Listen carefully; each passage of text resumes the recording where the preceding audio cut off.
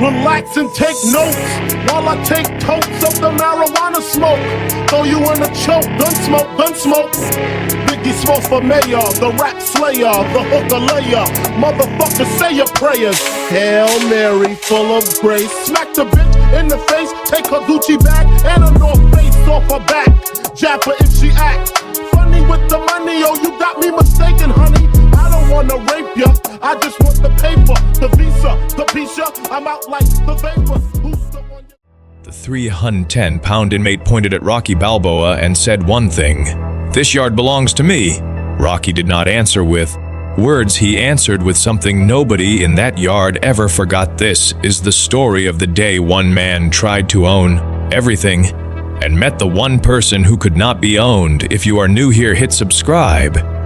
We drop these stories every single day. The prison yard at Rockview Correctional Facility was not a place where men came to relax. It was a place where men came to survive.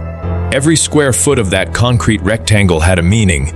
Every bench, every corner near the fence, every spot close to the weight equipment.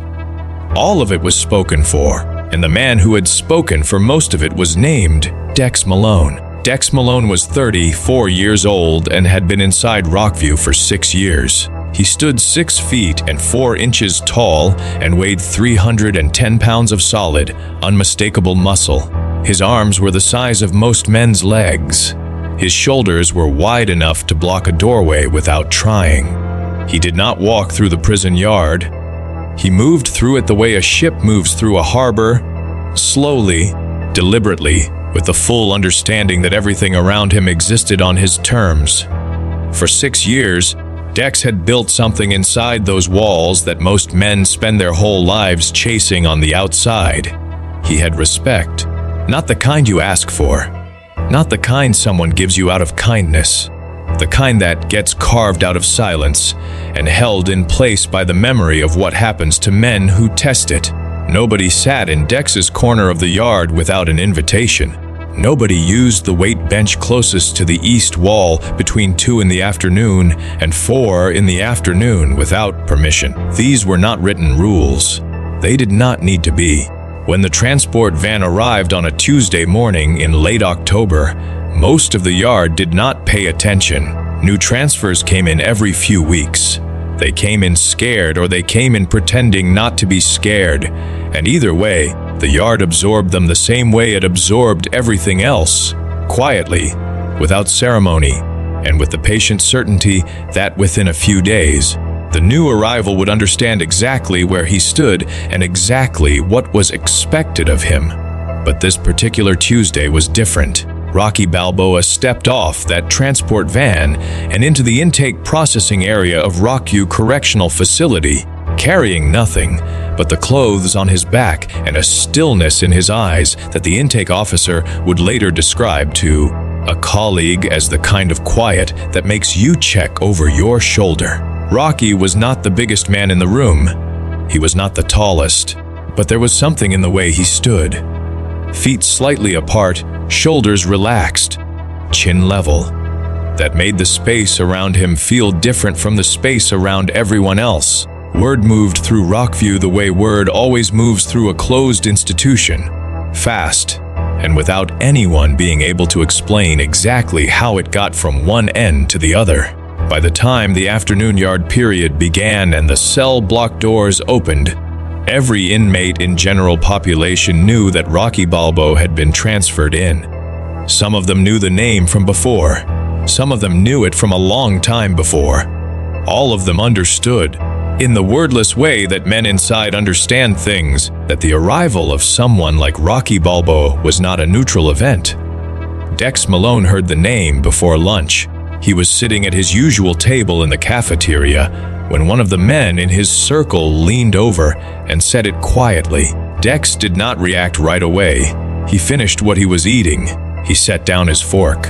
He thought about it the way a man thinks about something that requires a response rather than a reaction. Then he nodded once and said nothing else. The yard opened at 1:30 in the afternoon. Rocky came out with the rest of cell block D and stood near the entrance for a moment, taking in the layout. He had been in enough difficult places in his life to know that the first thing you do when you enter a new space is understand it. Where the edges are, where the open ground is, where the weight of the room is heaviest. He scanned the yard once, slowly, and within about 40 seconds he had a reasonable map of how things worked. The corner near the east wall was Dex's. The bench closest to the fence was neutral. The open stretch of concrete near the basketball hoop was where the general population moved freely. Rocky walked toward the open stretch and found a spot along the fence where he could move, stay loose, keep his body from going stiff the way it always threatened to when he was not training. He started moving through some footwork. Nothing dramatic, just a man staying alive in the only way he knew how. That was when Dex walked over. He did not come alone in the sense that the yard was full of men who watched him move and adjusted their own movements according. But he approached Rocky without his usual circle at his sides. This was intentional. Dex was not a man who needed backup for a conversation. He crossed the yard in long, unhurried strides and stopped about 6 feet from where Rocky was moving and stood there until Rocky stopped and looked at him. The yard got quieter. Not silent, not yet, but the volume dropped in the specific way it drops when men sense that something significant is about to happen and they do not want to miss it. Dex looked at Rocky for a long moment without speaking. Then, he pointed one thick finger directly at him and said it plainly and without any particular emotion in his voice. "This yard belongs to me." Rocky looked at the finger. Then he looked at Dex. He did not look away. He did not look around to see who was watching. He kept his eyes on Dex with an expression that was not aggressive and was not afraid and was not anything that Dex had seen on a man's face in a very long time. "Heard you," Rocky said. "Then act like it," Dex said. Rocky was quiet for a moment. Then he said, "I am not here to take anything from you. I am here to do my time and go home. That is it." Dex tilted his head slightly. "That is what they all say."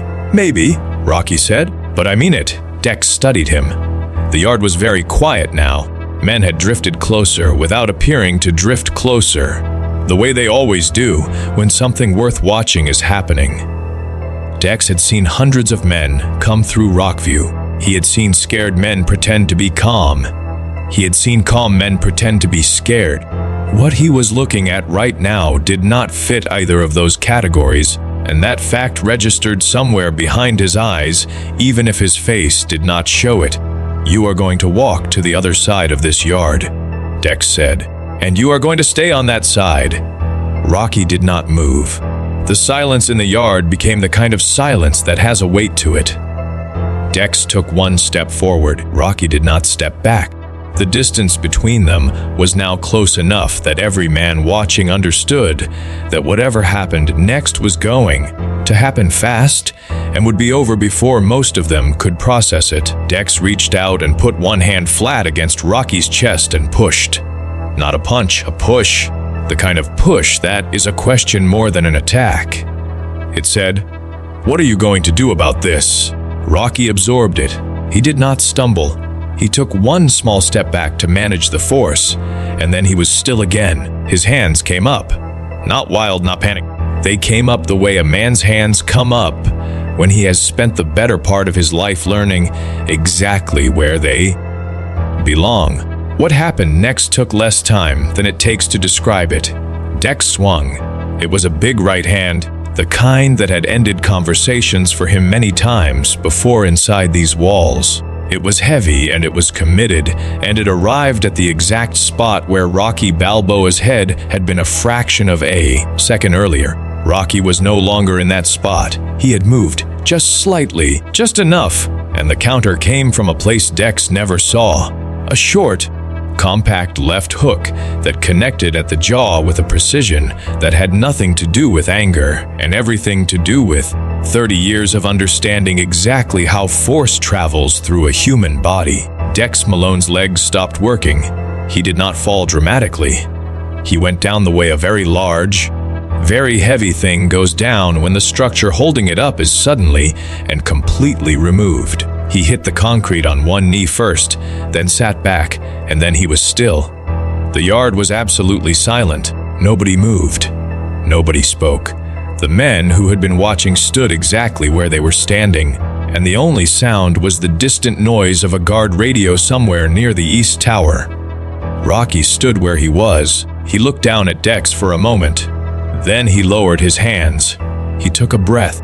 He turned and walked back to the spot along the fence where he had been moving through his footwork before any of this began, and he started moving again, same rhythm, same quiet, as if the previous 3 minutes had been a brief interruption in an otherwise unremarkable afternoon.